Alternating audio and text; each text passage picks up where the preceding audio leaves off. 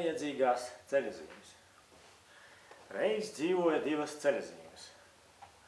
Kādu laiku viņas braši stāvēja lietū un nebaidījās arī no sniega. Kad tas viņas dziļi ieputināja, vienmēr izrāpās ar laiku ārā, lai darītu savu svarīgo darbu, lai visi zinātu, kur ir jādodās un kur ir jāuzmanās no viltīgas ceļačūskas, kas pārāk strauji ritinās un var ieklaust riepās. Abas ceļazīmes ilgu laiku arī esot saulē un vējā, pamazām sāka izbalēt. Vēl varēja saprast, ko viņas abas nozīmē, taču ik pa laikam ceļu pārvalde jau sāka raukt degunus, ka tā vairs nevarot. Tie, kas ceļazīmes zināja ilgāk, viņam nebija nekādu sarežģījumu saprast, ko viņas saka, taču tie, kas bija jaunāki, viņi bija pavēršāki un nemaz nevēlējās ieklausīties, ko viņas klusām runā.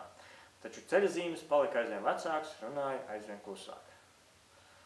Un tā neskatoties uz to, ka viņām bija daudz ko stāstīt, ceļu pārvalde nolēma abas atvaļināt. Tā abas ceļazīmes nonāca kādā ceļa galā. Viena no ceļazīmēm vienmēr bija priecīga. Ja otrā sūrojās par to, ka saules spoži spīdēja un palika pavisam karsts, tad otra teicās priecājamies, ka vismaz kāds ir tāds, kas var skatīties saulē pretim un nebaidīties, ka viņam sāpēs acis. Ja liela lietus un viena pukvojās, ka ir izlījusi līdz pēdējai vīlītei, tad otra teica, ka labi vien ir, ka abas nav no cukura. Turklāt, kurš tad varētu cits stāvēt tādā lietū un nemaz nedarbināties? Tad jau viņam vajadzētu turēt uz galvas lietussargu un ieviestīties kažokā tā, ka deguns vien ārā redzams. Bet ar degunu ir grūti rādīt ceļu. Ja nu vienīgi tu esi stārķis, bez stārķiem ceļi jau nav interesanti. Gaisā visu lido, kur vien sirdī tīk.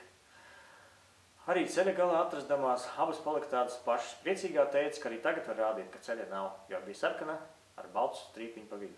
Savukārt skumjā pukvojās, ka to jau arī tāpat var saprast.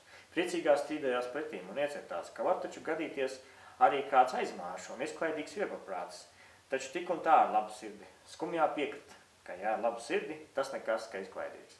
Un tad jau tās nav pelnījis ietriekties gružu kaudzē aiz abām viņām un sadaudzīt savu pieri.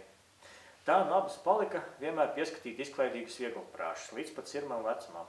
Un ja nemanot pieies viņām klāt, var joprojām klausīties, kā viņas abas klusiņām par kaut ko strīdās.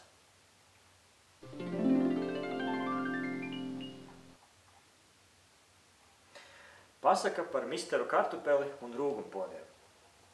Reiz senos laikos dzīvoja rūgumpodi. Viņu bija vesels bars, cits par citu rūgušāks un nešpatnāks. Viņus visus komandēja pats galvenais virsrūgumpods, pats sarūgušākais no visiem. Tiklīdz virsrūgumpods spalgi nokliedzās. Rūgumpodi, uz priekšu! Visi rūgumpodi steidzīgi izklīda rūgdami un rūgdami. Ja kāds nebija pietiekami mašs, rūgumpods cirta kāju pie zemes un sāka viņu dunkāt. Tā, ka rūgumpodiem sāka zvanēt viņu sāni. Rūgumpodiem nepatika, ka viņu sāni zvana. Tāpēc vienmēr, tiklīdz izskatījās, ka rūgumpods cirtīs kāju pret zemi, viņi aši sarocījās un metās kur nu kurais savās rūgumvietās. Kādā jaukā vasaras dienā misters Kartupelis bija izgājis pastaigāties. Par sportu un politiku ar misteru Kālu viss bija izrunāts. Tāpēc vajadzēja pastaigāties un izveidināties no vecām domām. Un, kas zina, varbūt misters Vējš mētādams apkārt pārējās domas, kādu nomet misteram Kartupelim zem kājām. Tas bija iemesls, kāpēc misters Kartupelis vienmēr cītīgi skatījās, kur viņš dodās. Tā jaukajā vasaras dienā misters Kartupelis izgājis pastaigāties netīšām uztriecās uz kāda veca rūgumpoda. Tā, ka viņa sāni nozvanēja. Kā mēs labi zinām, rūgumpodiem nepatīk, ka viņa sāni zvana. Tāpēc rūgumpods saliecās. No sākuma viņš domāja, ka galvenais virsrūgumpods ir piecirts kāju pie zemes, taču tad viņš pamanīja vaininieku, misteru Kartupeli. Rūgumpods noskurinājās un mazliet nomierinājās, jo tas taču bija tikai misters Kartupelis. Taču tad viņš atcerējās, ka viņam taču nepatīk, ja sāni sāk zvanīt un rūgumpods sāka pukstēt. Jūs cienītājs tā vienreiz saulē sānos ietrieksieties, ja neskatīsieties, kur peiet. Cienījams Kartupelis jūsu gados neripo pa zemi, kur pagadās. Viņš cienīgi soļā kā džentlmenis labākajos gados un apaļākajā izskatā. Un kas gan ir džentlmenis labākajos gados bez lietussarga un katliņa?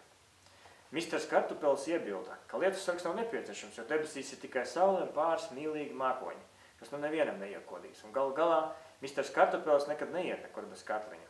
Un tā ir visiem labi zinām patiesība, ko darētu zināt arī katram rūgumpodam starp citu. Taču rūgumpods neribās. Likās, ka rūgums ir sakrājies pavisam daudz un iet pāri. Tā, ka mazliet viņi ir jāizlīst, lai viņš neapgājušas otrādi. Rūgumpods sāka draudēt misteram Kartupelim, ka viņi aizripinās pie galvenā virsrūgumpoda, un tas tā cirtīs kāju pie zemes, ka misteram Kartupelim sāni zvanīs 3 dienas pēc kārtas. Taču misters Kartupelis arī nebija pirmo dienu no vagas izripojis. Viņš sāka rūgumpodu strostēt, ka šodien gan viņš savācis pārāk daudz rūguma, un tas no viņam līst uz kurpēm, kuras nāksies mazgāt un best kā lietumu noputējuši šķūni. Un misters Kartupelis pagrūda rūgumpodu tā, ka tas apgāzās un viss izlīja ārā. Kas to būtu domājis? Kad viss rūgums izlīja, pašā dibinā spoži spīdēja zelta sirds.